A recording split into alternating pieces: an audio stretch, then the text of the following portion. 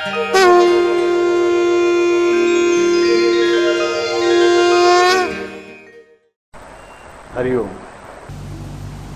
आता आपण मागील पाठावरून पुढे चालू. आज रस्त्यावरून आता येत असताना एक मनुष्य दोन मुलांना घेऊन ओढत ओढत चाललेला होता. ती दोन्ही मुलं हट्ट करत होती, वडीलच होते मुलांचे ते, आणि मुलं हट्ट करत होती, काहीतरी मागत होती. एक 5-6 वर्षाचा मुलगा आणि एक 4-1 वर्षाचा मुलगा. म्हणजे पिडलेला बाप आपण म्हणतो तसं पिडलेला बाप दिसत होता की हट्ट करून करून मुलांनी त्याला जेरीस आणलेला होता आणि अक्षरशः त्यांना खेचून खेचून तो बाप पुढे चाललेला होता. एवढ्यात काही वेळाने तो बाप एवढा शिकला की दोघांनी सणसणीत 2 फटके मारले. पोराने 2 मिनिटं भँक केलं असेल नसेल तेवढ्यामध्ये पोराने सरळ वडिलांच्या खिशामध्ये हात घातला एका मुलाने. आणि वडिलांनी बोलते सांगितलं असं की माझ्याकडे काही पैसे नाही झाले तुम्हाला घ्यायला. बाबा पैसे आहेत.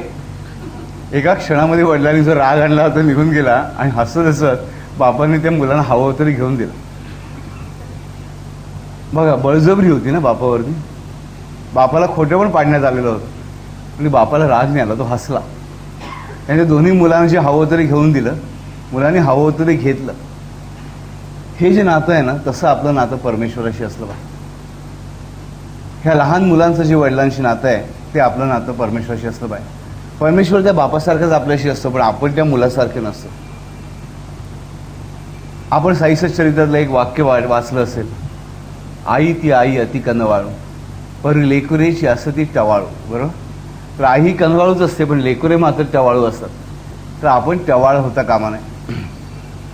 तर ह्या संदर्भामध्ये श्रीकृष्णाच्या आयुष्यातली एक सुंदर गोष्ट आहे की श्रीकृष्ण भगवान सगळीकडे जाऊन लहान असताना सगळ्या गोपींच्या घरात जाऊन लोणी खात, लोणी चोर, दही चोर, काय असेल ती मडकी फोड असं करत असतात. सगळ्या गोपी रागारागाने येऊन यशोदा माईला सांगतात की काय ग यशोदे तुझा काना आमच्या घरात आला, त्याने मडकं फोडलं, त्याने अमुक केलं, त्याने तमुक केलं. यशोदामाई कंटाळते. यशोदामाई कंटाळते. दररोजच्या कंप्लेंट्स ऐकून ठोकून तरी किती काढायचं याला आणि ठोकून काढताही येत नाही अशी परिस्थिती. एक दिवशी ती शेवटी कंटाळून या सर्व स्त्रियांना विचारते, अगं तू एवढं सगळं करतो ना, पण तुम्ही एक काम का नाही करत की त्याचा हात पोचणार नाही अशा ठिकाणी लोणी का नाही ठेवून देत तुम्ही.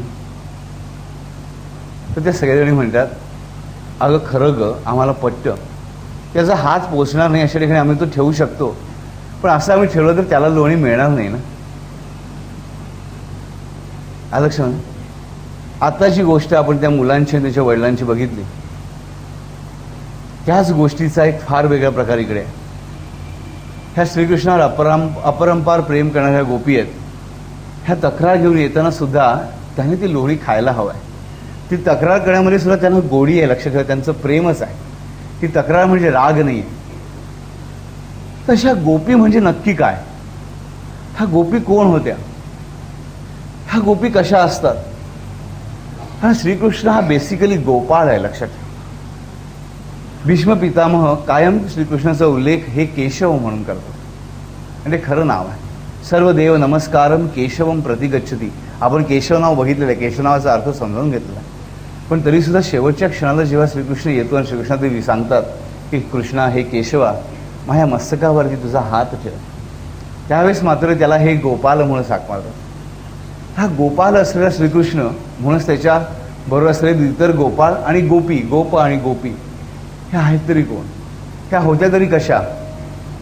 की नवरा बायको पोरं सगळं सोडून, लाज लज्जा सोडून एका पुरुषाच्या मागे लागल्या होत्या? नाही. श्रीकृष्ण जेव्हा मथुरेला जायला निघतो ते त्याचं वय किती वर्षाचं असतं माहिती आहे का कोणाला? किती वय असतं? 7 वर्षाचं? 16 नाही, 13 वर्षाचा असतं श्रीकृष्ण. तर लक्षात 13 वर्षाचा कृष्ण मथुरेला जायला निघालेला आहे. तर त्याच्या आधीच्या वयामध्ये तो रास खेळलेला आहे. गोपींच्या बरोबर रास खेळ त्याने केलेले. ह्या वयामध्ये प्रत्येकाला कल्पना आहे कुठल्याही गोपीवर कुठलाही लहान बालक सुद्धा वाईट अर्थाने काही करू शकत नाही. बरोबर. तर अशा या गोपींच्या बद्दल किती शृंगारिक वर्णन आपण वाचलेली असली की ते शृंगाराचे अर्थही वेगळे आहेत. आणि परत आपण गोपींच्यावर रासक्रीडा कशी ऐकतो तर प्रत्येक गोपीबरोबर रासक्रीडा खेळताना दिसतो आपल्याला. तेवढ्यामध्ये तिथे उमटते ती राधा. आणि राधा हे सर्व विश्वाला पडलेलं एक महान कोड आहे. या राधेचा उल्लेख कुठेच येत नाही. श्रीकृष्ण चरित्रामध्ये कुठेही राधेचा उल्लेख येत नाही, पण तरी मात्र ही राधा श्रीकृष्णाच्या जीवनामध्ये अढळ स्थान प्राप्त करून बसलेली आहे.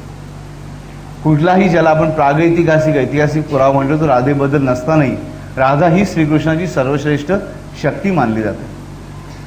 आणि श्रीकृष्णाची पूजन कसं करावं तर गोपी बनून करावं, गोप बनून करावं म्हणून सांगितलं जातं. ह्याचा अर्थ असा नाही की गोपी बनून करायचं म्हणजे पुरुषांनी साडी नेसून कृष्णाची पूजा करायची, असा आश्रय अर्थ त्याचा नाही आहे. आपल्या धर्मामध्ये असं कुठेही सांगितलेलं नाही आश्रयपणा करण्याबद्दल, कधीही सांगितलेलं नाही आहे. ही विकृती आहे. पुरुष असताना स्त्रीचा वेश धारण करून देवाची पूजा करायला बघणं ही विकृती आहे, ही स्वीकृती नव्हे, ही प्रकृती नव्हे, लक्षात ठेवा. आणि हे देवालाही मान्य नाही, 100% मान्य नाही. तर ह्या गोपी कोण आणि हे गोपभाव म्हणजे काय? तर गो म्हणजे इंद्रिय. गो शब्दाचा अर्थ आहे इंद्रिय, गो शब्दाचा दुसरा अर्थ आहे गाय, आणि गो शब्दाचा तिसरा अर्थ आहे पृथ्वी. आपण हे 3 अर्थ आधी बघितलेले. तर ह्या सर्वांचं जो पालन करता आहे तो गोपाल आहे. इंद्रियांचं पालन करणारा तो गोपाल, गायीचं पालन करणारा तो गोपाल, आणि पृथ्वीचं पालन करणारा तो गोपाल. तर अशी ही जी गो आहे, गो नावाची वस्तू, तिचा पालन करणारा जो कृष्ण आहे. म्हणजे आपण नेहमी बघतो त्याप्रमाणे स्थूल भूमिका, सूक्ष्म भूमिका आणि तरल भूमिकेमध्ये हा गोपाल कशाचं रक्षण करतो.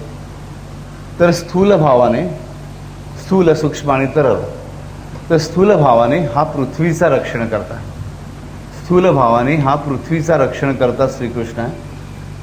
सूक्ष्म भावाने हा इंद्रियांचं रक्षण करता, इंद्रियांचं रक्षण करता, म्हणजे आपल्या शरीरातली तशी विश्वमनातली इंद्रिय सुद्धा. आणि तरल भावाने हा गायीचं रक्षण करताय. पण इथे गाय म्हणजे काय हे आपण समजावून घेतलं पाहिजे. कारण इथे गो म्हणजे 4 पाय 2 शिंग आणि शेपटी असलेली गाय अभिप्रेत नाही आहे. तर ही गाय कशी आहे? तर ह्या गो शब्दाबद्दल जी स्पष्टीकरण आहे ती आपण बघूया. तर ही गाय कशी आहे तिचं वर्णन सुंदर ठिकठिकाणी आलेलं आहे. त्या दत्तगुरूंची गाय कशी आहे? तर ही गाय ही कुठल्याही प्रकारे कधीच भाकड होत नाही. म्हणजे ही कायम सवत्स धेनू आहे. ही कायम दूध स्त्रवत राहणारी गाय, जिचं दूध आटलं अशी कधीच बनत नाही. म्हणजे ही कधीच म्हातारी होत नाही. ही कायमची दूध देणारी अशी ही गाय आहे. दुसरी गोष्ट म्हणजे ह्या आपण म्हणतो की गायीचं सगळं पवित्र, मुख मात्र अपवित्र, कारण ती वाटेल ती खाते. पण ही जी गाय आहे, कृष्ण जिचं रक्षण करतो, हिचं मुखसुद्धा पवित्र आहे. ही मुखसुद्धा पवित्र असलेली गाय आहे, तिचं हा श्रीकृष्ण भगवान रक्षण करतोय. त्यानंतर तिसरी गोष्ट म्हणजे की ही जी गाय आहे ती कपिला आहे, पूर्णपणे कृष्ण वर्णाची आहे, काळी कुळीत आहे. अशी ही जी गाय आहे तिचं रक्षण संरक्षण हा कृष्ण भगवान करतोय. आणि इकडे आपल्या लक्षात आणखी काही गोष्टी येतील की कृष्णाने पूजा सांगितली ती गोवर्धन पर्वताची. इंद्राला बाजूला सरा आणि पूजा करा गोवर्धन पर्वताची. परत गो आलाच ना की सगळ्या ठिकाणी जी लवाडी आपण बघतो त्याच गोष्टी की रामायणामध्ये आपण बघतो की रामाचे वडील कोण तर दशरथ आणि शत्रू कोण तर दशानन. ह्या 10 गोष्टीचा काहीतरी रामाशी संबंध आहे. तशा गो गोष्ट बघितली सगळ्या ठिकाणी ही गो हा शब्द येतोच आहे. गोकुळ आहे, गोपी आहेत, गोपाल आहे, गोवर्धन पर्वत आहे. आणि गोवर्धन पर्वताची पूजा कशी सांगितलेली आहे ती इंद्राची पूजा नाकारून. तर इथे लक्ष ठेवण्याची गोष्ट आपल्याला लक्षात घ्यायला पाहिजे की ह्या 3ही पातळ्यांवरती आपल्याला याचा अभ्यास करायचा आज. की ही जी श्रीकृष्णाची गाय आपण बघितली ती कशी आहे ती आपण तरल भावात बघायचे. आता स्थूल रूपाने हा पृथ्वीचा पालक आहे म्हणजे काय, सूक्ष्म रूपाने हा इंद्रिय शक्तींचा पालक आहे म्हणजे काय, आणि तरल रूपाने ह्या गोचा म्हणजे गायीचा पालक आहे म्हणजे काय. तर ह्यासाठी आपल्याला महत्त्वाची गोष्ट लक्षात घ्यायला पाहिजे की आपण ज्याला अंतःकरण चतुष्टय म्हणतो, अंतःकरण चतुष्टय किंवा व्यूह चतुष्टय, अंतःकरण चतुष्टय किंवा व्यूह चतुष्टय. कोणी ऐकला हा शब्द? आपण एकदा वापरला होता हा शब्द, बरोबर. त्यामुळे काही जण ते नाही ऐकलं असं म्हणूच शकत नाही, बरोबर. तर मन बुद्धी, मन बुद्धी अंतःकरण आणि चित्त, चित्त नव्हे चित्त, मन बुद्धी अहंकार आणि चित्त, मन बुद्धी अहंकार आणि चित्त, ह्याच्यामध्ये हे जे 4 भाग आहेत ह्यांना अंतःकरण चतुष्टय म्हटलं जातं, या चतुर्व्यूह म्हटलं जातं. हा चतुर्व्यूह म्हणजे काय? हा चतुर्व्यूह उपासना किंवा अंतःकरण चतुष्टय उपासना ही वैष्णव धर्मातली सर्वश्रेष्ठ उपासना मानली जाते. ही उपासना कशी आहे तर मन, बुद्धी, अहंकार आणि चित्त एकच श्रीकृष्ण भगवान ह्या 4 ठिकाणी ह्या 4 व्यूहांचा स्वामी आहे. जो श्रीकृष्ण आहे तोच ह्या 4ही व्यूहांचा स्वामी. हे 4 व्यूह आहेत, मन, बुद्धी, अहंकार आणि चित्त. हे 4 व्यूह मानलेले आहेत मानवी शरीरासाठी, ह्या पृथ्वीसाठी. चांगल्या रीतीने ह्यांच्यातून भेदन करून पुढे गेल्याशिवाय माणसाला आनंद प्राप्त होत नाही म्हणून सांगितलेलं आहे. ह्या 4ही व्यूहांचा स्वामी एकच आहे श्रीकृष्ण भगवान, पण तो 4 वेगळ्या वेगळ्या रूपाने. तर तो कसा कसा आहे तर जो पहिला व्यूह आहे मानवासाठी असलेला पहिला व्यूह अर्थात मनाचा आश्रम. तर हा मनाचा जो मनव्यूह आहे त्या व्यूहाचा स्वामी आहे अनिरुद्ध. त्यामुळे त्या व्यूहाचा प्रथम मंत्र आहे ओम नमो भगवते अनिरुद्धाय. ओम नमो भगवते अनिरुद्धाय. आता हा अनिरुद्ध आहे कसा तर अनिरुद्ध म्हणजे श्रीकृष्णाचा नातू, श्रीकृष्णाचा मुलगा प्रद्युम्न, प्रद्युम्नाचा मुलगा अनिरुद्ध. तर हा प्रद्युम्न आणि अनिरुद्ध एक्झॅक्टली श्रीकृष्णासारखेच दिसतात. ओळखायचं म्हटलं तर अनिरुद्ध कुठला आणि श्रीकृष्ण कुठला आणि प्रद्युम्न कोणता हे ओळखता येत नाही असं वर्णन आलेलं आहे. तर हा जो पहिला व्यूह आहे त्या व्यूहाचा स्वामी आहे श्रीकृष्ण भगवान अनिरुद्ध रूपाने. ओम नमो भगवते अनिरुद्धाय. जेव्हा श्रीकृष्णाची उपासना सुरू होते तेव्हा पहिल्यांदा हा व्यूह जिंकावा लागतो, जिकडे अनिरुद्ध रूपाने श्रीकृष्ण तुम्हाला मनसामर्थ्य देण्यासाठी, मनाची शक्ती देण्यासाठी बसलेला असतो. तर असा हा जो अनिरुद्ध आहे, अनिरुद्ध म्हणजे अनेन रुद्ध येते इति अनिरुद्ध. हा ज्याला कोणीही अडवू शकत नाही असा तो म्हणजे अनिरुद्ध. तर अनेन रुद्ध येते इति अनिरुद्ध. हा तर हाच अनिरुद्ध, ज्याला कोणी अडवू शकत नाही असा, म्हणजे मनावर ज्याचा कंट्रोल आहे त्यालाच कोणी अडवू शकत नाही, लक्षात ठेवा. म्हणून मनाचा स्वामी असलेला, नियंता असलेला श्रीकृष्ण भगवान जो आहे तो अनिरुद्ध रूपाने पूजला जातो, अनिरुद्ध शक्ती रूपाने पूजला जातो. ओम नमो भगवते अनिरुद्धाय. हा प्रथम व्यूह आहे. त्यानंतरचा दुसरा व्यूह आहे म्हणजे बुद्धिव्यूह. व्यूह वला य त्याला उकार आणि ह व्यूह. आपण म्हणतो ना चक्रव्यूह केला होता त्याच्यामध्ये अभिमन्यू शिरला पण त्याला बाहेर येता येत नव्हतं. ह्या व्यूहामध्ये तशी भीती नाही, आणि एकदा आत गेलात की बाहेर यावं असं वाटणारच नाही. आत गेलात की आत गेलात, बरोबर की नाही. तर दुसरा व्यूह जो आहे तो बुद्धिव्यूह आहे आणि बुद्धिव्यूहाचा स्वामी आहे प्रद्युम्न. प्रद्युम्न म्हणजे कामदेव, लक्षात ठेवा. मदन. बुद्धीच निरनिराळ्या कामांची इच्छा करत असते, लक्षात ठेवा. म्हणून तिचा स्वामी कसा आहे कामदेव आहे. तो कामदेव कसा आहे तर अनंग, ज्याला अंग नाही असा, ज्याला अवयव नाही असा. आपण नाटकातलं गाणं ऐकलं असेल, अंग अंग तव अनंग फुलवी मदन मंजिरी, बरोबर. तशी सौंदर्यवती स्त्री बघितल्यानंतर तुझं अंग अंग फुलून उठतं, पण ते कोण फुलवतं तर अनंग, की ज्याला अंग नाही, ज्याला शरीर नाही असा अनंग. असा अनंग भगवान कामदेव मदन हा बुद्धीचा स्वामी आहे, तो प्रद्युम्न आहे. हा जो बुद्धीचा स्वामी आहे ह्याची उपासना ओम नमो भगवते प्रद्युम्नाय. ओम नमो भगवते प्रद्युम्नाय. हा व्यूहाचा छेद करताना श्रीकृष्ण भगवान प्रद्युम्न रूपाने उभा असतो. त्याच्यानंतर तिसरा व्यूह आहे अहंकार. ह्याचा स्वामी आहे भगवान संकर्षण म्हणजे बलराम दादा. शेषनाग सम आकर्षे दिदी संकर्षण म्हणजे भगवान शेषनाग म्हणजेच बलराम दादा. हा अहंकाराचा स्वामी आहे आणि हा व्यूहाचं छेदन करण्यासाठी हा बलराम आपल्याला मदत करत असतो. आणि जेव्हा हे 3 व्यूह छेदून पुढच्या व्यूहामध्ये आपण जातो त्याचा स्वामी आहे भगवान वासुदेव. ओम नमो भगवते संकर्षणाय हा तिसऱ्या व्यूहाचा जप आहे. आणि चौथ्या व्यूहाचा जप आहे ओम नमो भगवते वासुदेवाय. ओम नमो भगवते वासुदेवाय. तुम्ही म्हणाल डॉक्टर याच्यात काय कठीण आहे, ओम नमो भगवते वासुदेव सगळे लोक म्हणत असतात. तसं नाही आहे राजन. हा चतुर्व्यूहाचा भेद नुसते मंत्र म्हणून होत नाही. जेव्हा सद्गुरू शक्ती वैयक्तिकरित्या एखाद्या साधकाशी त्याची तेवढी तयारी झाल्यानंतर ह्या व्यूहाचा छेद कसा करायचा ते दाखवते. नुसता मंत्र म्हटल्याने छेद होत नाही. तर या व्यूहाच्या ज्या शक्ती आहेत, ह्या ज्या स्वामी शक्ती आहेत, त्या शक्ती खऱ्या कशा आहेत, त्यांना आपल्या हृदयात उतरवायचं कसं, त्यांच्या पायाशी आपण जाऊन लोळायचं कसं, त्यांची ताकद आपल्याला मिळवायची कशी, प्राप्त करून घ्यायची कशी, हे स्वतः सद्गुरूंनी दाखवावं लागतं. त्याशिवाय मंत्र सफल होत नाही. हे मंत्र फळतात. आपल्याला गुरुने दिले नसताना सुद्धा आपण म्हटले तर डेफिनेटली आपल्याला त्याचे चांगले फायदे मिळणारच, पण व्यूहछेदन होऊ शकणार नाही. व्यूहछेदनासाठी सद्गुरू तत्वाची आवश्यकता असते. कारण शेवटी हे चौघही मिळून कोण आहे तर श्रीकृष्ण, की जो श्रीकृष्ण कसा आहे, कृष्णम वंदे जगद्गुरू. अनिरुद्ध, प्रद्युम्न, संकर्षण आणि वासुदेव ही चारही श्रीकृष्णाचीच रूपं आहेत.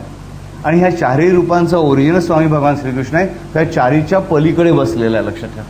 ह्या चारही विवाहांचा जेव्हा छेद होतो, जेव्हा मनाचा छेद होऊन बुद्धीचा छेद होतो, बुद्धीचा छेद होऊन अहंकार लोप पावतो, अहंकार लोप पावतो, तेव्हा चित्त शुद्ध होतं. आणि जेव्हा चित्त पूर्णपणे शुद्ध होतो तेव्हा भगवान श्रीकृष्ण प्राप्त होतो, तुम्हाला पाहिजे तसा. तसा चार विवाहांचा छेद करण्यासाठी सद्गुरू तत्वाची आवश्यकता असते, त्या श्रीकृष्णाची आवश्यकता असते. पण हा चार विवाहांचा छेद कशासाठी करायचा? कोणी म्हणेल मोक्ष मिळण्यासाठी. मुळीच नाही. ते एक ध्येय असू शकतं, पण साधक सुद्धा आपलं आयुष्य चांगल्या प्रकारे जावं ह्या अत्यंत क्षुल्लक वाटणाऱ्या साध्या गोष्टीसाठी सुद्धा ह्या चतुर्व्यूह छेदनाची नितांत आवश्यकता असते. कारण लक्षात ठेवायचं, कोणी किती म्हटलं की संसारिक जीवन तुच्छ आहे, क्षुल्लक आहे, नाही वाटत आपल्याला तसं. बरोबर की नाही? जीवनातल्या प्रत्येक प्रॉब्लेम आपल्याला खूप मोठा वाटत असतोच की नाही? त्या क्षणी सगळं मन आपलं तिकडेच गेलेलं असतं की नाही? कुठेही आपलं लक्ष लागत नाही. बरोबर? ह्याचा अर्थच काय की आपण संसारी मानव आहोत, आपण साधेसुधे जीव आहोत. आपल्याला चांगलं बनायचं आहे. आपल्याला आपला संसार खूप मोठा आहे. आपल्याकडे येणारी संकटं संतांना मोठी वाटत नसतील, लहान वाटत असतील, म्हणजे आपल्याला मोठीच वाटत असतात. त्यामुळे इव्हन त्याच्या लक्षणात उपाधीसाठी म्हणजे त्याच्या ट्रीटमेंटसाठी सुद्धा आपल्याला या चतुर्वेद छेदनाची आवश्यकता आहे. मग हा चतुर्वेद छेदन जो आहे तो कसा केला जातो? तर हा छेदन करण्यासाठी आपण म्हटलं की सद्गुरू तत्वाची आवश्यकता आहे. त्यामुळे एक अल्टिमेट गोष्ट आपण बघितली की सद्गुरू तत्व तुमच्याकडे चारही विवाहांचं छेदन करून घेतं. म्हणजे त्याच्या आधी आपल्याला सद्गुरू तत्व मिळवायला पाहिजे. ते आपण सांगितलं की जेव्हा आपण प्रामाणिकपणे सद्गुरूंची वाट बघतो त्या सद्गुरू तत्व आपोआप पळून चालून येतो आणि मग त्याला जे काय करायचं ते आपलं बरवाईट करून जातं. बरोबर की नाही? पण त्याच्या आधी आपल्या प्रत्येकाच्या माणसाच्या पातळीवरती, मनुष्याच्या पातळीवरती आपल्याला चतुर्वेद छेदनासाठी काय करता येतं ते आज आपल्याला बघायचं. आपल्याला मोठ्या मोठ्या गप्पा मारायच्या नाही. ब्रह्म, माया, चित, चिदाकाश वगैरे आपल्याला काही कळत नाही. कोणाला कळत असेल त्याने वाईट वाटून घेऊ नका, मला कळत नाही. बरोबर?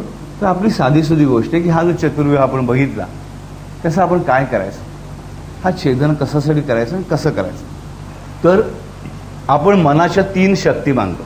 मनाच्या कुठल्या 3 शक्ती आहेत? इच्छाशक्ती, ज्ञानशक्ती आणि क्रियाशक्ती.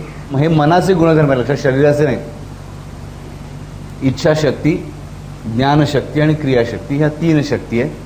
ह्या मनाच्या शक्ती आहेत. आणि ह्या 3 शक्ती तोकड्या पडतात म्हणून आपलं कार्य सिद्धीस जाऊ शकत नाही. बरोबर? म्हणजे आपलं कुठलंही कार्य सिद्धीस जायचं असेल, त्याला आपल्याला यशप्राप्ती करायची असेल तर ह्या 3 शक्ती आपल्याला मिळवल्या पाहिजेत. आपल्याकडे इच्छाशक्ती भरपूर असते. ज्ञान म्हणजे माहिती मिळवण्याचा आपण आटोकाट प्रयत्न करत असतो, पण शेवटी कमी पडते ती क्रियाशक्ती. कारण ही क्रियाशक्ती कशावर अवलंबून असते? तर क्रियाशक्ती, इच्छाशक्ती आणि ज्ञानशक्ती ह्यांच्या एकत्रीकरणावर अवलंबून आहे. नुसती इच्छा असून उपयोग नाही, त्याचं ज्ञान असावं लागतं. आणि ज्ञान आणि इच्छा ही एकमेकाला समतोल असावी लागतात, एकमेकाशी रेफरन्स ठेवून वागणारे असावे लागतात. आणि इच्छा आणि ज्ञान ह्यांच्यामध्ये मेळ कधी बसतो? जेव्हा कल्पनाशक्ती ही उचित असते तेव्हा. योग्य म्हणत नाही मी. योग्य म्हणजे वाईट किंवा चांगली दोन्ही असू शकतं. उचित म्हणजे चांगलंच. बरोबर? तर इच्छाशक्ती आणि ज्ञानशक्ती ह्यांचा बॅलन्स ठेवण्याचं जे काम आहे ते कोण करतं? तर कल्पनाशक्ती करते. आपण मागे उदाहरण बघितलेलं आहे की एखादी फळी जर मी इकडून तिकडे टाकली 1 वीतभर लांब रुंदीची, तर तुम्हाला सगळ्यांना चालत जायला सांगितलं, सगळ्यांना चालत जा. पण 30 फळी जर मी ह्या खिडकीतून समोरच्या बिल्डिंगच्या खिडकीत टाकली आणि सांगितलं जा चालत, कोणी चालत जाणार नाही. कारण का? फळी तीच आहे. जर तुम्ही इकडच्या स्टूलावरून तिकडे चालत जाऊ शकता, तिकडून तिकडे चालत जायला काय हरकत आहे? पण ती भीती असते, मनात कल्पना असते, मी पडेन, मी पडू शकतो, पडलं तर मला मृत्यू येऊ शकतो, मला लागू शकतो. ह्या भीतीमुळे माणूस चालू शकत नाही. नाही तर ज्या फळीवरून तुम्ही इकडे चालत इकडे फळीवरून तिकडे चालायला काहीच हरकत नाही. म्हणजे कल्पनाशक्ती माणसाची क्रियाशक्ती थांबवते, इच्छाशक्ती बदलवते आणि ज्ञानशक्ती विरुद्ध दिशेला नाही. परीक्षेमध्ये तेच होतं. परीक्षेमध्ये इच्छा काय असतं? मला पास व्हायचं आहे, मला सगळं आठवलं पाहिजे. पण माझं ज्ञान मला काय सांगत असतं? काय काय मी विसरतो. मग मी कल्पना काय करतो की मी विसरेन. मग काय होईल? आणि शेवटी कल्पनाशक्ती जोरावर होते आणि मी विसरतो. म्हणजे शेवटी क्रियाशक्तीकडे ठूस ठरली, काही उपयोग नाही आला. इच्छाशक्तीला काही उपयोग नाही झाला. आपण प्रत्येक ठिकाणी मोठी मोठी लेक्चर बघतो, विल पॉवर वाढवा, त्याची विल पॉवर स्ट्रॉंग आहे. अशी विल पॉवर कोणी वाढत नाही, लक्षात ठेवा. नाहीतर पॉझिटिव्ह थिंकिंगची लाखो पुस्तकं आज विकली जातात. ते विकत घेणारे लोक का विकत घेतात? का त्यांची विल पॉवर स्ट्रॉंग नाही आहे म्हणून, त्यांच्याकडे पॉझिटिव्ह शक्ती नाही आहे म्हणून. त्यांची शक्ती पॉझिटिव्ह आहे ती पुस्तकांच्या वाटेलाच जात नाही. बरोबर? म्हणजे याचा अर्थ काय की ही पुस्तकं वाचून आपली विल पॉवर काही स्ट्रॉंग होणार नाही आहे. त्यासाठी आपल्याला आवश्यक असते आपली जी कल्पनाशक्ती आहे ती कल्पनाशक्ती सुदृढ करण्याची, उचित करण्याची. आणि म्हणून जेव्हा आपली कल्पनाशक्ती आपण चांगल्या मार्गावर ठेवू, चांगल्या कल्पना आपण करू, तेव्हाच आपली इच्छाशक्ती आणि ज्ञानशक्ती ह्यांच्यामध्ये सुसंवाद होईल आणि तेव्हाच आपली क्रियाशक्ती चांगलं कार्य देऊ शकेल, आपल्याला चांगलं फळ देऊ शकेल. म्हणजे मनाच्या ह्या 3 शक्ती आहेत. ह्या 3 शक्ती, मग कल्पनाशक्ती कोणाची शक्ती आहे? बरोबर? इच्छाशक्ती, ज्ञानशक्ती आणि क्रियाशक्ती ह्या जर मनाच्या शक्ती झाल्या तर कल्पनाशक्ती ही कुठली शक्ती आहे? कोणी सांगू शकेल?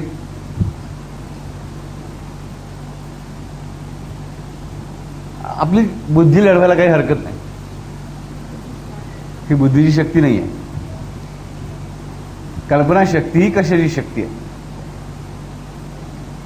कल्पनाशक्ती ही पूर्णपणे वेगळं अस्तित्व आहे. ही मनाची शक्ती नसून ही मनाला खेळवणारी शक्ती आहे. कल्पनाशक्ती म्हणजेच माया, लक्षात ठेवा. जिला आपण माया म्हटलं की मायेच्या हातातले आपण सगळे बाहुले आहोत म्हणजे कल्पनाशक्तीच्या.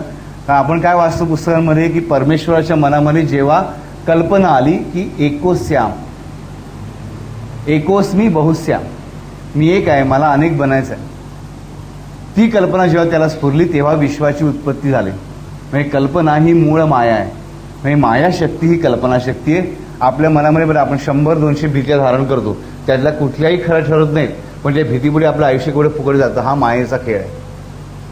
म्हणजे मायेचा खेळ म्हणजे कल्पनाशक्तीचा खेळ, लक्षात ठेवा.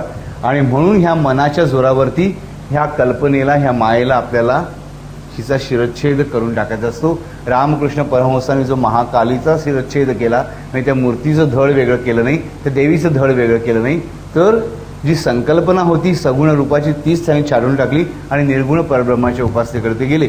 ही गोष्ट फार वेगळ्या तत्वावरची. पण आपल्या साध्या सुद्धा आयुष्यामध्ये आपण बघू शकतो की कल्पनाशक्ती जर आपण नीट वापरायचं ठरवलं, ह्या कल्पनाशक्तीच्या चाळ्यात आपण सापडायचं नाही असं ठरवलं मनाने, तर आपण नक्की ह्या कल्पनाशक्तीला ताळ्यावर आणू शकतो. आपण चांगल्या चांगल्या कल्पना स्वीकारू शकतो आणि वाईट कल्पना मनामध्ये यायला लागल्या की त्या त्यागू शकतो. कारण त्या त्यागण्याचं कार्य करणाऱ्या मनापेक्षा श्रेष्ठ असलेली बुद्धी, आयुष्यामध्ये मनापेक्षा श्रेष्ठ असलेली बुद्धी, आणि ती बुद्धी जी आहे ती ह्या कल्पनाशक्तीला ताब्यात ठेवू शकते. आणि जोपर्यंत ही कल्पनाशक्ती उच्चित होत नाही तोपर्यंत आपल्या मनाच्या व्यूहातून आपण बाहेर पडत नाही. बरोबर? मनाच्या व्यूहाचा बाहेर पडण्यासाठी आपल्याला मनापेक्षा समर्थ असलेली शक्ती वापरावी लागते, म्हणजे बुद्धी वापरावी लागते. लक्षामध्ये? आणि बुद्धी ही माणसाची बुद्धी आहे, तर प्रज्ञा ही परमेश्वरी बुद्धी आहे. आणि म्हणून अनिरुद्धाला प्रज्ञावंत हे दुसरं नाव आहे की तो प्रज्ञावंत आहे, तो बुद्धीचा चालक आहे. लक्षात ठेवायचं, मनाचा स्वामी असलेला अनिरुद्ध हा बुद्धीचा चालक आहे. बुद्धीचा स्वामी असलेला प्रद्युम्न हा अहंकाराचा चालक आहे. तर अनिरुद्ध रूपाने तो बुद्धीचा चालक असल्यामुळे मनाचा स्वामी आहे. जेव्हा आपण बुद्धीचा वापर करून आपल्या मनामध्ये सातत्याने चांगल्या कल्पना आणतो, नाही तर आपण सातत्याने वाईट कल्पनाच खेळवत आहात, निगेटिव्हच आपण जास्तीत जास्त बनत राहतो आणि मनाच्या 3 शक्तींना आपण न्याय देत नाही. त्यामुळे आपल्या पातळीवरती, सामान्य माणसाच्या पातळीवरती आपल्याला एक शिकलं पाहिजे की मनामधून पहिल्यांदा ह्या वाईट कल्पना ज्या असतात, वाईट किंवा निगेटिव्ह कल्पना ज्या असतात, सरळ दुःखाच्या कल्पना ज्या असतात, आम्ही काय बाबा फालतूच, आम्हाला कधी बस स्टॉपवर गेल्यावर बस मिळतच नाही, हे एकदा आपण सारखं बोलत राहिलो ना की कधीच बस स्टॉपवर गेल्यावर बस मिळणार नाही. आमचे हे काय ध्यानच आहेत, कुठे गेले की कसं बोलायचं कळतच नाही. बोलून बोलून तर नवरा खरंच एवढा बावळट होतो की त्याला खरंच काय करायला जमत. बरोबर? कारण ही कल्पना आपण दुसऱ्याच्या मनामध्ये सुद्धा ट्रान्सफर करत राहतो. मुलाला सारखं बोलायचं बावळट बावळट बावळट बावळट, की तो मुलगा बावळटच होतो. तुम्ही किती शहाणे असता? नाही. आपल्याला माहिती असतं आपण किती बावळट होतो, पण नाही, तिने पोराला ओरडण्यामध्ये आपली सगळी शक्ती खर्च होते आणि तो मुलगा मत किंवा मुलगी मात्र कायम आपण बावळटच आहोत हे आपल्या मनामध्ये घट्ट धरून राहतं. लक्षात ही कल्पनाशक्तीचा खेळ आहे. साधी गोष्ट लक्षात ठेवायची की एखाद्या नुकत्या जन्मलेल्या बालकाला, तो महाराष्ट्रीयन घरात जन्मलेला, त्याला आपण गुजराती घरात नेऊन ठेवलं तर तो गुजराती भाषा शिकणार. जर त्याला आपण माणसातून नेऊन लांडग्यांमध्ये ठेवलं किंवा पशूंमध्ये ठेवलं तर तो पशूंसारखा चालायला शिकणार आहे, कारण ती कल्पना त्याने ग्रहण केलेली आहे. तर माणसाचं बाळ जर कुत्र्यांबरोबर वाढलं तर तो माणसासारखा चालायला शिकणार नाही, तो 4 पायावरच चालणार आहे. ही जगप्रसिद्ध गोष्ट जी आपण वाचतो की लांडग्यांच्या कळपात वाढलेल्या मुलाची, ही गोष्ट खरोखर खरी आहे. ह्याचा अर्थ काय की माणसाचं मनुष्य पण हे या कल्पनाशक्तीच्या जोरावरतीच आहे. जेव्हा हे लहान मुलं वाढताना कल्पनाशक्तीचा आश्रय करून नानाविध गोष्टी शिकतं, त्या क्षणी ते खरोखरं मानवी समाजाला अभिप्रेत असलेला माणूस बनतो. जर ते मूल लांडग्यांच्या कळपात वाढून सुद्धा माणसाची भाषा बोलायला शिकलं असतं, हे आपोआप येत नाही. 100% म्हणजे ह्याच्यामध्ये संस्कारांचा भाग आहे आणि संस्कारांचं आदान प्रदान हे कल्पनेच्या माध्यमातून होत असतं. आणि फक्त आई वडील करतात ते संस्कार नव्हे, तर आजूबाजूच्या गोष्टी आपल्याला काय करतात तेही संस्कार नव्हे, तर आपण काय घेतो ते संस्कार आहे. नाहीतर आपल्याला एकाच आई वडिलांची 2 मुलं वेगळी वेगळी झालेली दिसली नसतील, की एक मुलं एकदम संत प्रवृत्तीचं असतं आणि दुसरं मुलं एकदम गुंड प्रवृत्तीचं निघतं. संस्कार आई वडिलांनी दोन्ही मुलांवर सारखेच केलेले असतात. मग त्याला आपण म्हणतो त्यांचं प्रारब्ध. नुसतं प्रारब्ध नव्हे, तर तुम्ही संस्कार काय घेता ह्याच्यावरती ते अवलंबून आहे. म्हणजे आपल्याला जर हा चतुर्व्यूहाचा पहिला व्यूहाचं छेदन करायचं असेल तर लक्षात ठेवायचं आहे की एका जनार्दनी भोग प्रारब्धाचा परी हरिकृपे त्याचा नाश आहे. ती हरिकृपा म्हणजे चतुर्व्यूह छेदन.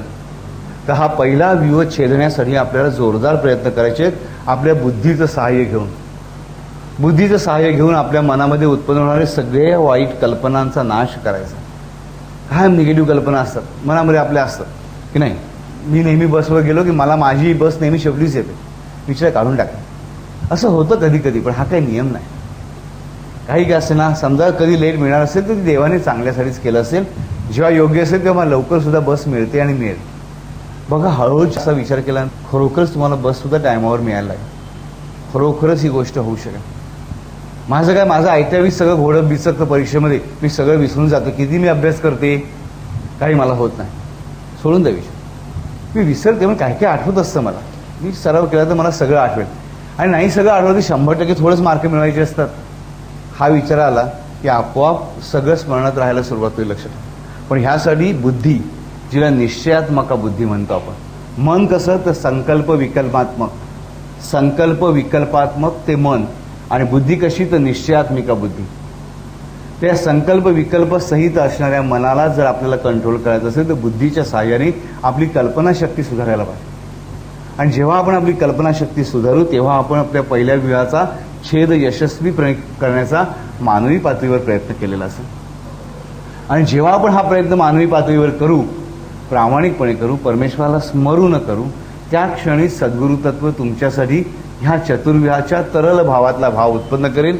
आणि हा मंत्र, हे जप, ही व्हायब्रेशन्स ही तुमच्यासाठी अवेलेबल झालेली असते. लक्षात ठेवा की तुमच्या समोर हात जोडून उभी असते. तर आपण ही जी परिस्थिती बघितली, हे आपण स्थूल रूपाने श्रीकृष्ण पृथ्वी तत्वाचं कसं संरक्षण करतो ते आपण इथे बघितलं. आलक्षामध्ये पृथ्वी तत्व, माणसाचं तत्व पृथ्वी तत्व आहे, म्हणून मनाचं तत्वही पृथ्वी तत्व आहे. मन जलमय जरी असलं तरी ते पृथ्वी तत्वाशी निगडित आहे. त्यामुळे गोपाल असलेला श्रीकृष्ण इथे गोपालन कसं करतो तर इंद्रियांचं पालन करतो. सर्वश्रेष्ठ इंद्रिय कुठलं आहे तर मन आहे, की जे पृथ्वी तत्वाशी निगडित आहे. तर हे पहिलं संरक्षण स्थूल तत्वाचं. त्याच्यानंतर प्रद्युम्न, बरोबर, म्हणजे बुद्धी ह्या व्यूहाचं संरक्षण. बुद्धी ही कशी आहे तर सर्व इंद्रियांमध्ये वरिष्ठ आहे, बरोबर. हा सूक्ष्म भाव आहे. बुद्धी कुठे सापडत नाही शरीरामध्ये. मन सुद्धा मेंदू वगैरे गोष्टींशी निगडीत असतं, बरोबर, पण बुद्धी अशी कुठे एका ठिकाणी सापडत नाही.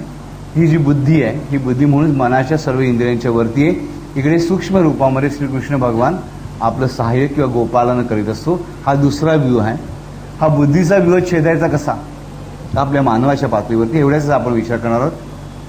तर बुद्धीचा व्यूह छेदन म्हणजे काय तर कुमती निवार सुमतिके संगी, की आपल्याला माहिती असतं कुबुद्धी काय आणि दुर्बुद्धी काय. आणि आपल्याला कळत नसतं, मुळीच गोष्ट नसते. आपलं मन आपल्या ताब्यात नसतं, पण बुद्धी आपल्या ताब्यात नक्की असते. चांगलं काय वाईट काय तर सातत्याने विचार करणं, सिंहावलोकन करून आपल्या आयुष्यामध्ये तटस्थपणे बघणं की आत्तापर्यंत मला आयुष्यामध्ये काय काय मिळालं, मला काय काय मिळालं नाही, ते का मिळालं. प्रत्येक फक्त परमेश्वराला आणि नशिबाला दोष देत राहायचं नाही, इतरांना दोष देत राहायचं. पाहिजे तर स्वतःच्या चुका लोकांपुढे कबूल करू नका, मग स्वतःच्या मनापुढे कबूल करायला शिका की मी ह्या ठिकाणी कमी पडलो. बाकी परमेश्वर पुढे कमी पडला त्याचा विचार करायची आपल्याला जरुरी नाही. त्याचं परमेश्वर बघून घ्यायला समर्थ आहे, तो पूर्णपणे न्यायी आहे, लक्षात ठेवा. तर आपल्या स्वतःच्या आयुष्याकडे तटस्थपणे अलिप्तपणे बघत राहणं, झालेल्या आयुष्याकडे, आत्तापर्यंत गेलेल्या आयुष्याकडे तटस्थपणे, म्हणजे सुखदुःख नाही या भावनेने नाही, तर पार्शालिटी न करता म्हणजे तटस्थपणे. आपल्या गत आयुष्यातील आठवणींनी सुख किंवा दुःख या भावना होणारच, म्हणजे आपण पार्शालिटी करूया नको स्वतःबद्दल की माझी काहीच चूक नाही, किंवा माझी चूक असेल तर थोडीच आहे, माझ्या आजूबाजूच्या गोष्टीमुळेच मला या सर्व गोष्टी प्राप्त नाही. बाबा आता मी मोठा झालेलो आहे, आता माझ्यावर काही संस्कार झालेले असतील, आई वडिलांनी मला किती वाईट वागवलं असेल, ते आता ह्या आयुष्यामध्ये मी चांगला मोठा झालेलो आहे, चांगला तरणा बाण किंवा म्हातारा पुरुष आहे किंवा बाई आहे, मला शक्ती आहे, मला बुद्धी आहे, मला मन आहे, मला स्वतंत्र अस्तित्व आहे. म्हणजे मी आता माझ्या आयुष्याकडे सुखदुःखाच्या रूपाने जरी बघितलं तरी मी पार्शलिटीने बघण्याची काही आवश्यकता नाही. मला इतरांना दोष देण्यासाठी बघायचं नाही आणि स्वतःलाही दोष देण्यासाठी बघायचं नाही. आणि जर आपण स्वतःला दोष देत राहिलो तर आपल्याकडे न्यूनगंड निर्माण होईल.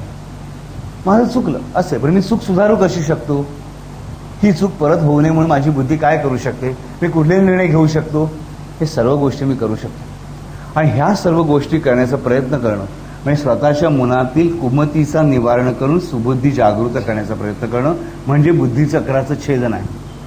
आणि हे कशामुळे होतं तर अहंकारामुळे. ज्याला आपल्याला प्रत्येकाला अहंकार आहेच. माझं स्वतःचं अस्तित्व जपण्याची इच्छा असणं म्हणजेच अहंकार. मला माझं अस्तित्व जपायचं आहे म्हणून मला माझं मन सुधारायचं, म्हणून मला माझी बुद्धी सुधारायची, माझ्या प्रारब्धाचा क्षय व्हावा असं मला का वाटतं तर मला अहंकार आहे म्हणून. म्हणून मनाचा स्वामी जरी अनिरुद्ध असला तरी चालक कोण आहे तर बुद्धी आहे, बरोबर. आणि त्या बुद्धीचा हे कोण आहे तर अनिरुद्ध आहे. त्याचप्रमाणे इकडे कसं नातं आहे तर अहंकाराशी म्हणजे संकर्षणाशी नातं आहे की हा जो अहंकार आहे शेवटी त्या अहंकारामुळेच बुद्धीची चालना होते. आलक्षामध्ये इथे परत तरल भूमिकेमध्ये सद्गुरू ज्यांना जे करायचं ते करतील. तुमचं ह्या दोन गोष्टी करणं म्हणजे आपल्या मानवी पातळीवरती आपण पहिला विवाद छेदून दुसऱ्या विवाद आणि दुसरा विवाद छेदून तिसऱ्या विवाद जाण्याची तयारी करणं. तिसऱ्या विवाहामध्ये म्हणजे अहंकाराचं छेदन करायचं. म्हणजे कसं करायचं लक्षात ठेवायचं. अहंकारा छेदन इथे कुठेही भक्ती मार्गाविषयी बोलत नाही, लक्षात. मी कोरड्या व्यवहाराविषयी बोलतोय. म्हणजे भक्तीशिवाय असलेल्या मुद्दा मी भक्ती त्यातून बाहेर काढतोय म्हणून हे मन बुद्धी अहंकार फार वेगळ्या रीतीने आपण हा शब्द वापरतो. तर अहंकार म्हणजे काय, अहंकार शब्दाचा अर्थ आपण मागे बघितला होता की अ पासून ह पर्यंत म्हणजे सर्व व्यंजनांची जी व्याप्ती आहे ती अहंकाराची व्याप्ती आहे. जगातलं सगळं मला हवं, सगळं मला हवं असतं. बघा आपण किती वेळा लहान मुलासाठी कल्पना करत असतो की मी मोठी गायिका झालेलो आहे किंवा मोठा गायक झालेलो आहे, माझी खरं म्हणजे गाण्याची कपॅसिटी लता मंगेशकरपेक्षाही जास्त आहे, पण मला संधी दिली नाही वडिलांनी गाण्याची, बरोबर की नाही. अशा प्रकारच्या कल्पना आपल्या मनात येत असतात. म्हणजे काय की आहे ते आहेच, म्हणजे त्याच्याशिवाय आणखी हजारो गोष्टी मला हव्या असतात. मला चांगली गायिका बनायचं असतं, गायक बनायचं असतं, चांगला चित्रकार बनायचं असतं, चांगला खेळाडू बनायचं असतं, मला चांगले मसल्स डेव्हलप करायचे असतात, मला चांगला सुंदर चेहरा हवा असतो, चांगली बायको हवी असते, हुशार मुलं हवी असतात, मोठ्यातल्या मोठा चांगला बंगला हवा असतो, सगळ्यात बेस्ट गाडी हवी असते, बॉस असा हवा असतो जो मी चुका केल्यावर ओरडणार नाही आणि थोडंसं चांगलं केलं खूप मोठी स्तुती करेल.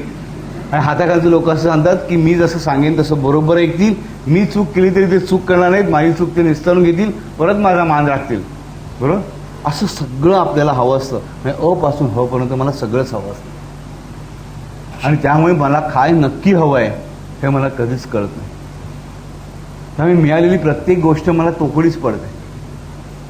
मग ह्या अहंकारात छेदन करायचं कसं तर आतापर्यंत आयुष्यामध्ये मला परमेश्वराने काय काय चांगलं दिलं ह्याचं स्मरण ठेवणं आणि त्यातल्या किती गोष्टी मी माझ्या कर्तृत्वाने मिळवल्या ह्याचा विचार करणं.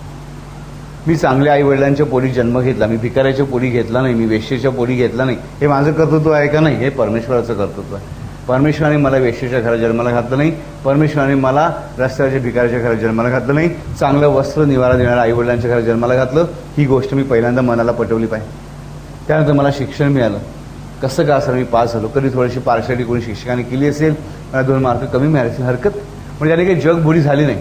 त्याचवेळी मला काही चांगले शिक्षकही भेटले, मला काही चांगल्या गोष्टी करायला मिळाल्या, मला चांगली नोकरी मिळाली, एक नोकरी सोडली दुसरी मिळाली, काही नोकरी मिळाली नाही, 2 वर्ष मी रखडतोय.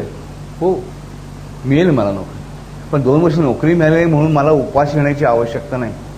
मुंबईसारख्या शहरामध्ये जर कोणी उपाशी राहत असेल तर तो मनुष्य नालायक आहे, लक्षात ठेवा. 100% मी तुम्हाला सांगतो. आज आपण सिंध प्रांतामधून इकडे आलेले लोक बघतो की यांच्याकडे खरंच फुटक्या कवडीशिवाय काहीही नव्हतं. आणि त्या लोकांच्या मोठ्या बिल्डिंग बघतो, ते काही स्मगलर नाही आहेत, लक्षात ठेवा. सगळेच काही चोर लफंगी नाही आहेत, लक्षात ठेवा. त्यांच्याकडे असलेली चिकाटी, वाटेल ते काम करण्याची तयारी. आम्ही मात्र नाही, आम्ही आमची नोकरीच करणार. मी MSc झालं म्हणजे मी अमुकच नोकरी करणार, मला एवढाच पगार मिळालाच पाहिजे, अशा सगळ्या अटी मनामध्ये तयार असतात. मग नोकरी मिळत नाही. मग 2 वर्ष झाले मी नोकरी शोधतोय, माझ्या मनात सगळी नोकरी मिळते आहे ती स्वीकार आणि पुढे चला ना. नाही, जे मिळालं नाही त्याच्या मागे मी लढत बसणार. मग नोकरी धंदा करायला काय हरकत आहे. उत्तर प्रदेशातल्या लहान लहान कुग्रामातून ते लोक मुंबईमध्ये येतात. त्यांची भाषा हिंदी नसते, व्रजसारखी अत्यंत दुर्गम पहाडी बोली असते. तरी ते मुंबईमध्ये येतात, स्वतःचं पोट शांत रीतीने भरतात आणि गावी मोठी इस्टेट करतात. आपल्याला फक्त त्यांचा राग येतो, क्रोध येतो, पण त्याच्यामुळे आम्ही शिकत काहीच नाही. ती चिकाटी आमच्याकडे नाही. उलट टिंगल मारण्यासाठी तो ना तो बडाबडे विकतो. हा काय हसतो तो. बडाबडे विकत असेल जरूर, ती मुलगी दुधाच्या बाटल्या आणत असेल तर ती तुझ्यापेक्षा नक्कीच श्रेष्ठ आहे, नक्कीच श्रेष्ठ. प्रत्येक गोष्टीची माझ्याकडे अवेलेबल असलेली सोय मी बघत नाही. जे मिळत नाही त्यासाठी मी रडत राहतो. काय रडत राहतो. शाळेच्या मध्ये कसं असतं की मुला आपल्या बाजूला बेंचवर बसणारा एक मुलगा असतो, ह्या बेंचवर बसणारा एक मुलगा असतो. बाजूच्या बेंचवर असा मुलगा खोड्या काढतो म्हणून तो कंप्लेंट त्याचीच करत राहतो. पण बाजूची 4 मुलं चांगले, त्याचा विचार का नाही करत. कायम त्याच मुलाचा उल्लेख कशाला की जो कायम खोड्या करत राहतो. चांगल्या गोष्टींचा विचार का नाही, वाईट गोष्टीचा विचार करतो. एवढ्या वाईटच गोष्टी वाढत राहतात, लक्षात ठेवा. हे आपण आत्ताच बघितलं. तर हा जो अहंकार आहे, त्या अहंकारामध्ये अ पासून ह पर्यंत आकार आहे. जी प्रत्येक गोष्ट मला हवी हा विचार आहे, तो पहिल्यांदा सोडायला पाहिजे. आणि मला खरोखरच काय हवं हे आधी शोधायला पाहिजे. त्यासाठी मला खरोखरच काय काय दिलं परमेश्वराने बघायला पाहिजे, आणि त्यामध्ये माझं कर्तृत्व किती आहे बघायला पाहिजे. म्हणजे तुम्हाला कळेल की आपल्याला खरोखर कर्तृत्व करायचं म्हणजे काय करायचं. आणि परमेश्वराने आपल्याला किती सुंदर सुंदर गोष्टी दिल्या ह्याची जाणीव झाली की आपल्याला खात्री पडेल की पुढच्या आयुष्यातही मला परमेश्वर तेवढ्याच चांगल्या गोष्टी नक्की देणार आहे. मला रडगाणं गाण्याची आवश्यकता नाही परमेश्वराकडे. मला लाचार होऊन परमेश्वर दारात उभारण्याची आवश्यकता नाही. लक्षात ठेवा, लाचारी ही गोष्ट परमेश्वराला कधीच आवडत नाही. भिक्षा मागणं परमेश्वराला कधीही आवडत नाही. भिक्षा मागण्याचा अधिकार फक्त विद्या धारण करणाऱ्या लहान बालकाला आहे किंवा संन्याशाला आहे. आणि संन्याशाला भिक्षा घालणं हे संन्याशासाठी लांछनास्पद नसून तर जो भिक्षा घालतो त्यासाठी ते त्याच्यावर केलेले उपकार आहेत. कारण संन्यासी हा सर्व समाजाचं धारण करत असतो. संन्यासी म्हणजे भोंदू संन्यासी नव्हे तर खराखोरा संन्यासी. त्यानंतर भिक्षा कोणाला घालावी तर जो अपंग आहे. आणि अपंग सुद्धा कसा की अपंगत्वामुळे जो काम करू शकत नाही, अकर्मण्य अपंग, की जो कर्म करू शकत नाही असा अपंग. नुसता एक हात तुटलाय नाही, तो काम करू शकतो. मुंबईसारख्या शहरात नक्की काम करू शकतो. पाहिजे तेवढ्या वस्तू नक्की अवेलेबल आहे लोकांना स्वतःचं पोट मिळवण्यासाठी. पण तरीही आपण लोक रडत राहणारे बघतो. माझ्याकडे चिठ्ठ्या येतात लोकांच्या, 5 वर्ष झाले मला नोकरी नाही, मी आईवडिलांच्या जीवावर जगतो, लाज वाटली पाहिजे जीवन जगताना. मुंबईसारख्या महानगरीमध्ये जर 27-28 वर्षाचा मुलगा म्हणत असेल की मी 5 वर्ष आईवडिलांच्या जीवावर जगतोय, मला नोकरी नाही, तर तो मुलगा नालायक आहे. लक्षात ठेवा, त्याच्या नोकरी कधीच मिळण्याचा चांगला चान्स नाही. त्याच्या अंगात कर्तृत्व नाही आहे, कर्मयोग नाही आहे, काही करण्याची तयारी नाही आहे. काही करणं म्हणजे गुंडांच्या लोकीला सामील व्हायला पाहिजे असं मुळीच नाही. पण नक्की मुंबईसारख्या महानगरी आपल्या सगळ्यांना कल्पना आहे ही संधी अवेलेबल आहे. तर अशा सर्व माझ्या जीवनामध्ये अवेलेबल असलेल्या संधी मी किती वाचतो. वाचन करायला मला वेळच मिळत नाही. खरंच आयुष्यातले 24 तास नीट बघायला पाहिजे की मला वाचन करायला खरोखरच वेळ नसतो का. वेळ असतो, पण मी तो असतो तो वेळ दुसऱ्या कारणामध्ये पोट घालवतो. मला खरंच देवाचं नाव घ्यायला वेळ नसतो. मी माझं कर्म करतो, माझा कर्म करण्याचा विश्वास, देवाचं नाव घेण्याचा विश्वास नाही. पण कर्म तरी किती करता. लोकांच्या निंदा, नालस्ती, चहाड्या ह्या गोष्टीमध्ये किती वेळ जातो फुकट. पिक्चर्स जरूर बघा, नाटकं जरूर बघा, गाणी जरूर ऐका, पण एकच बघितलं पिक्चर परत बघून तुम्हाला एवढं काय मिळतं आहे. आवडलं दुसऱ्यांदा जरूर बघा, पण कंटाळा येतो म्हणून, टाईमपास करायला म्हणून किती वेळ आपण पिक्चर बघत राहतो. मग मला नैराश्य येतं म्हणून बघत राहतो. की चांगलं काम करायला बघा ना, काही जे जमेल ते करायला बघा. ह्या आजूबाजूला असलेल्या संधींचा विचार करा. म्हणजे तुम्हाला काय हवं आहे, काय मिळालं आहे, काय मिळायला हवं आणि काय काय मिळू शकतं ह्याची तुम्हाला कल्पना आहे. आणि जेव्हा तुम्हाला ह्या सर्व गोष्टींची कल्पना येईल त्या क्षणाला तुम्ही अहंकाराच्या व्यूहातून छेदन करून पुढे चाललेले असं लक्षात ठेवा. अहंकाराचं छेदन करणं म्हणजे मला आत्तापर्यंत जे काही प्राप्त झालं ते माझ्यामुळे किती प्राप्त झालं आणि परमेश्वरामुळे किती, मी किती चुकलो आणि मी आता किती चुका सुधारायला पाहिजेत, ह्याचं ज्ञान जेव्हा माणसाला होतं तेव्हा मनुष्य हा तिसरा व्यूह छेदन करून, अहंकाराचं व्यूह छेदन करून चित्त प्रदेशामध्ये प्रवेश करतो. आणि चित्त प्रदेशामध्ये जेव्हा तो आत शिरतो तेव्हा हे जे चित्त आहे ते चित्र निर्माण करतो. आतापर्यंत जी कल्पना होती ती कल्पना आता मूर्तिमंत चित्र रूपाने समोर होते, म्हणजे मूर्तिमंत रूप धारण करते, म्हणजे सत्यात प्रगटते. चित्त जी कल्पना चित्तामध्ये प्रवेश करते, चित्तमध्ये प्रवेश करते, ती चित्र रूपाने साकार होते. आणि जेव्हा आपण ह्या सर्व तीन व्यूहाचे छेदन करू तेव्हा आपोआप चौथ्या व्यूहातून आपण पार पडतो. आपल्या सर्व कल्पना मूर्तिमंत रूप धारण करून आपल्या पुढे हजर राहतील. आपल्या सर्व कल्पना सफळ संपूर्ण होतील. आणि जेव्हा ह्या कल्पना सफळ संपूर्ण होतील तेव्हा यश येईल. आणि ते यश जे आहे, तो जो पराक्रम आहे, तो जो पुरुषार्थ आहे, तो पुरुषार्थ हा चित्त प्रांताचा अधिकार आहे, ज्याचा स्वामी आहे भगवान वासुदेव. आणि हा जो भगवान वासुदेव आहे, हा वासुदेव जेव्हा तुम्हाला यश देतो तेव्हा ज्या क्षणी तुम्हाला यश प्राप्त होतं त्या क्षणी त्याच्या पुढे असलेला श्रीकृष्ण भगवान आहे, त्याच्यापर्यंत जाण्यासाठी त्या व्यूहाचा छेद करावा लागतो. आणि ते छेद करण्याचं लक्षण म्हणजे काय, तर त्या छेद आपण कसा करायचा, आपल्या ह्या पातळीवरती हा छेद कसा करत जायचा आहे, तर यश मिळालं, यश पचवणं, यश डोक्यात न जाऊ देणं, ही सर्वात महत्त्वाची गोष्ट आहे. ही सर्वात महत्त्वाची गोष्ट जेव्हा आपण अत्यंत सहजतेने स्वीकारतो तेव्हा आपल्याला श्रीकृष्ण परमात्मा प्राप्त होतो, की आपण वासुदेवाच्या रूपातून सुद्धा पुढच्या रूपामध्ये जातो, की आपण चौथाही व्यूहाचं छेदन केलेलं असतं. अशा मानसिक व्यवहारावरती, माणसाच्या पातळीवरती हे चार व्यूहांचं छेदन कसं करायचं हे आपल्या प्रत्येकासाठी आवश्यक आहे. त्यासाठी जरूर आपण ओम नमो भगवते अनिरुद्ध आहे, ओम नमो भगवते प्रद्युम्नाय, ओम नमो भगवते संकर्षणाय आणि ओम नमो भगवते वासुदेव नक्की म्हणू शकतो. ह्याने आपल्याला काहीतरी फळ प्राप्त होईलच, पण त्याने प्राप्त होणारं फळ हे फक्त आपल्याला पुढे ढकलण्यासाठी असेल. हे चारही व्यूहांचं छेदन आपण करायला सुरुवात केली पाहिजे. आणि ज्या क्षणी सद्गुरु तत्वाला खात्री पडेल की अरे ह्याचं झालेलं आहे छेदन बरोबर, हा छेदन करायचे प्रामाणिक प्रयत्न करतोय, त्या क्षणी तो परमात्मा तुमच्या अहंकारातून अलगद खाली यायला सुरुवात होईल आणि तुमच्या प्रत्येक ठिकाणी अनिरुद्ध रूपाने, प्रद्युम्न रूपाने, वासुदेव संकर्षण रूपाने तुमच्या प्रत्येक व्यूहाच्या छेदनासाठी, शक्ती घेण्यासाठी तत्पर उभा असेल. ह्याची खात्री आपण नक्की बाळगली पाहिजे. तर असं हे चतुर्व्यूह किंवा अंतःकरण चतुष्टय जे आहे, ते अंतःकरण चतुष्टयाची उपासना म्हणून वैष्णव धर्मियांची किंवा सर्व भागवत धर्मियांची भगवंताच्या इच्छेनुसार चालणारा तो भागवत धर्म आहे. आणि ह्या भागवतामध्ये सांगितलं हे अंतःकरण चतुष्टय आहे. ह्या अंतःकरण चतुष्टयाची उपासना म्हणजेच श्रीकृष्णाची खरी उपासना. श्रीकृष्णाची सर्वोत्तम उपासना कुठली, तर अंतःकरण चतुष्टयाची उपासना. आपण त्या तिन्ही पातळीमध्ये बघितलं की मन पातळीवरती तो पृथ्वीचं संरक्षण करतो, बुद्धी पातळीवरती तो इंद्रियांचं संरक्षण करतो आणि अहंकार पातळीवरती तो गायीचं संरक्षण करतो. ही गाय कशी आपण बघितलं की कृष्ण वर्णाची आहे. जेव्हा अहंकार नष्ट होतो तेव्हा जे उरतं ते संपूर्ण कृष्ण रूप आहे. ही अत्यंत महत्त्वाची गोष्ट आहे की अशा रीतीने श्रीकृष्ण भगवान ह्या तीन व्यूहांवरती गोपालक आहे, की तो पृथ्वीचं संरक्षण करतो, तो गायीचं संरक्षण करतो, तो इंद्रिय शक्तींचं संरक्षण करतो. असा हा गोपालन करणारा जो कृष्ण आहे तो उपासना कोणाची करायला होतो, तो गोवर्धन पर्वताची करायला लागतो. तर हा गोवर्धन पर्वत म्हणजे काय, त्यासाठी इंद्र म्हणजे काय आपल्या आधी माहीत असलं पाहिजे. इंद्र म्हणजे काय, इंद्र हा आपल्या शरीरामध्ये कुठे वास करतो, इंद्रदेव आहेच, प्रश्नच नाही. म्हणजे आपल्या शरीरामध्ये कुठे असतो, मनामध्ये, बरोबर. इंद्र म्हणजे मन, तर म्हणजे मनाला शरण जाऊ नका, तर गोवर्धनाला जा. गोवर्धन म्हणजे प्रज्ञा, बुद्धी. लक्षामध्ये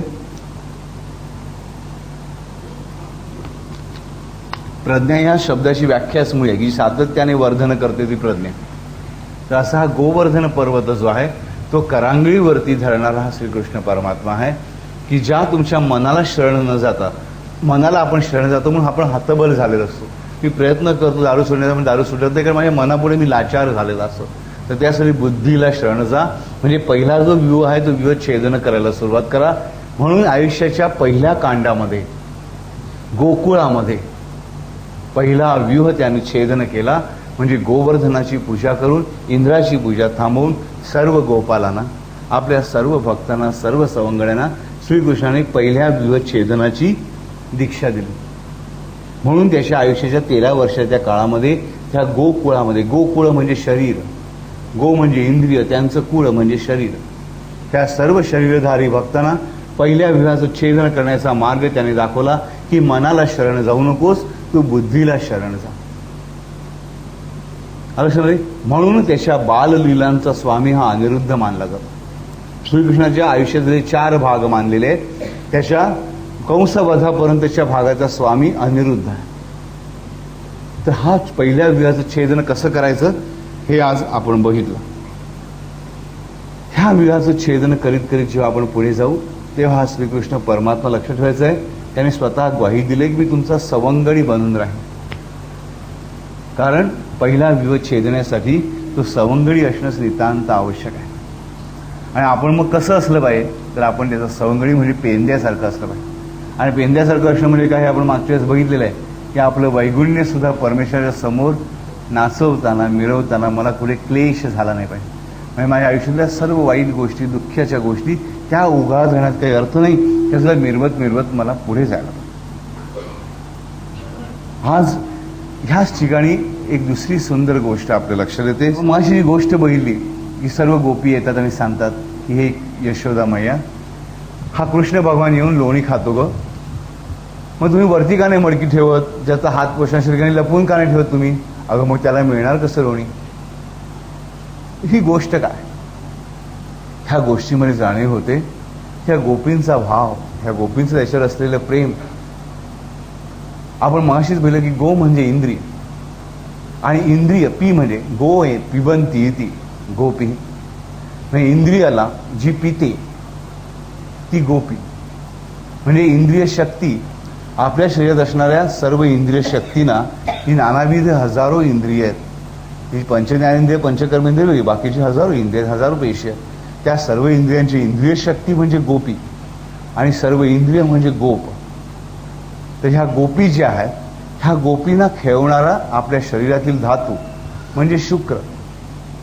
शुक्र म्हणजे वीर्य किंवा स्त्रीचं रजस्त्रव नव्हे, तर शुक्र हा वेगळाच धातू आहे पूर्णपणे.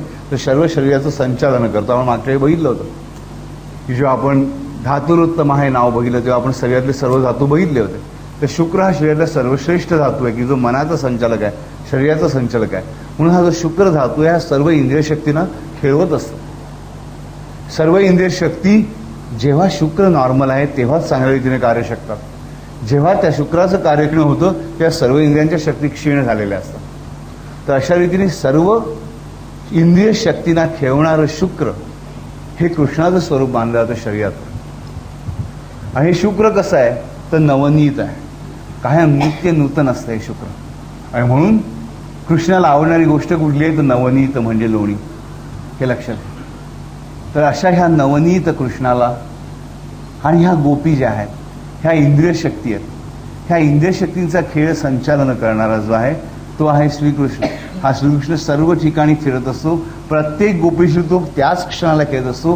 कारण हा शुक्र धातू हा प्रत्येक क्षणाला सर्व इंद्रिय शक्तींना ओज म्हणजे प्राण पुरवण्याचं कार्य करत असतो, बल पुरवण्याचं कार्य करत असतो. तर अशा ह्या गोपी ज्या इंद्रिय शक्ती आहेत ह्या इंद्रिय शक्ती ह्या श्रीकृष्णाला म्हणजे ह्या शुक्राला सतत त्याने देण्यासाठी तयार असतात, त्यातून घेण्यासाठी नाही. आयुष्यामध्ये तेव्हा ह्या श्रीकृष्णाचं त्यांच्यावरती प्रेम बसतं. जेव्हा आपण आपल्या इंद्रिय शक्तीने नुसता घेण्याचा प्रकार करत नाही तर देण्याचा प्रकार करतो. म्हणजे शुक्राला आपण जर जे शुक्राकडून कायम आपल्या शरीरामध्ये आपल्या सर्व इंद्रिय शक्ती ताकद घेत असतात तर आपण त्याला ताकद देण्याचा प्रयत्न कधीच करत नाही. तर आपल्या प्रत्येक गोपींची इच्छा अशी असली पाहिजे की ह्या श्रीकृष्णाला ह्या शुक्राला ताकद देता आली पाहिजे. ही ताकद कशी देता येते तर शुक्राचं धारण कसं होतं हा सिद्धांत आपण बघितला पाहिजे की शुक्र कशावर अवलंबून आहे. तर शुक्र संपूर्णपणे हे आपल्या आहार विहार आणि आचार विचार ह्या चतुष्टयावरती अवलंबून आहे. परत चतुष्टय लक्ष ठेवा. श्रीकृष्णाला जिकडे जिकडे संबंध आहे तिकडे 4 या संख्येचा खूप जवळचा संबंध आहे. तर ह्या ज्या 4 गोष्टी आहेत आहार विहार आणि आचार विचार ह्यांच्यावरती आपल्या ह्या शुक्राची उत्पत्ती स्थिती आणि लय अवलंबून असतं. आपला जर विचार जरी वाईट असेल, आपण विचार वाईट करत असू तरी शुक्र कमी दर्जाचं उत्पन्न होतं. आपला आहार दूषित असेल ते शुक्र कमी दर्जाचं उत्पन्न होतं आणि मग त्याचा परिणाम आपल्या सर्व इंद्रियांच्या शक्तीवरती होतो आणि आपल्या शरीराच्या कार्यशक्तीवरती होतो. त्यामुळे आपल्या सर्व इंद्रिय शक्ती आपण वापरायच्या असतात त्या योग्य आहार विहार आणि आचार विचार करण्यासाठी हे लक्षात ठेवा. आणि ह्या गोष्टी जेव्हा आपण करतो तेव्हा शुक्राचं समर्थन होतं. आणि जेव्हा जेव्हा आपण चुकीच्या गोष्टी करतो, आपण चुकीच्या गोष्टी खातो, चुकीचे विचार करतो, तेव्हा आपल्या इंद्रिय शक्ती शुक्राला कुठल्याही प्रकारचं लोणी पुरवत नसतात, कुठल्याही प्रकारचं खाद्य पुरवत नसतात, तर त्याला उपाशी ठेवून त्याच्याकडून उलट काही घेण्याचे प्रयत्न असतात. मग तो शुक्र क्षीण झालेला असतो.